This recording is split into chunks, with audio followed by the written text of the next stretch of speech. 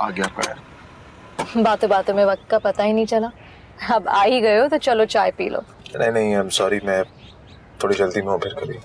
जैसी तुम्हारी मर्जी। वैसे बहुत जल्द ही मैं दावत दूंगी तुम सबको। फरिया को लेके जरूर आना। जरूर। अमार, मैंने जो कुछ भी फरिया के बारे में कहा उसका बुरा मत मानना। मैंने तो बस वही कहा जो मुझे महसूस हुआ। Maybe I am wrong. नहीं, मैंने तुम्हारी किसी बात का बुरा नहीं माना। तुम जाओ।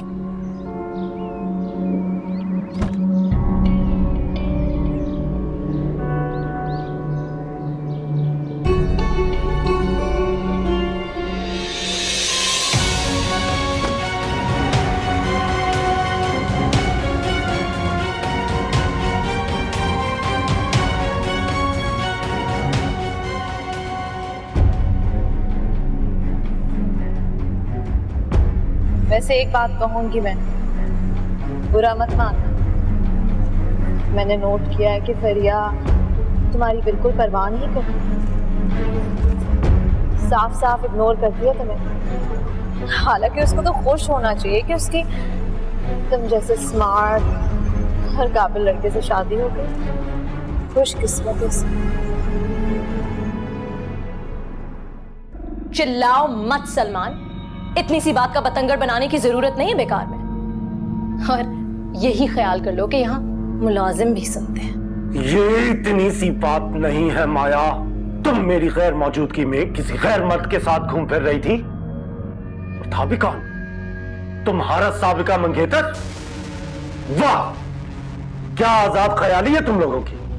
ना तो उसे अपनी बीवी की परवाह है और ना ही तुम्हें अपने शौहर की परवाह है। क्या लगता है तुम्हें मैं तुम्हें आसानी से माफ कर दूंगा?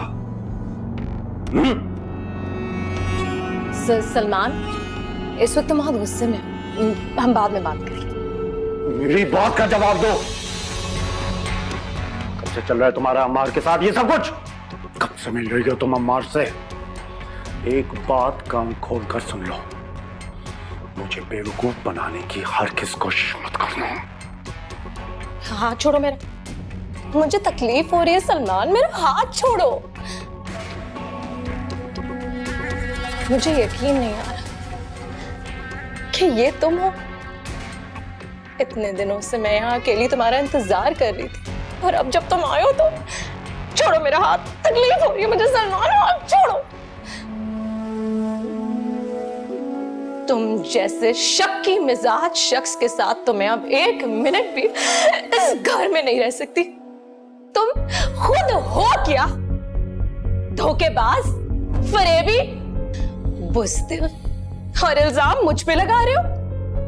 नहीं, अब मैं यहाँ एक मिनट नहीं रहूंगी। माया, माया!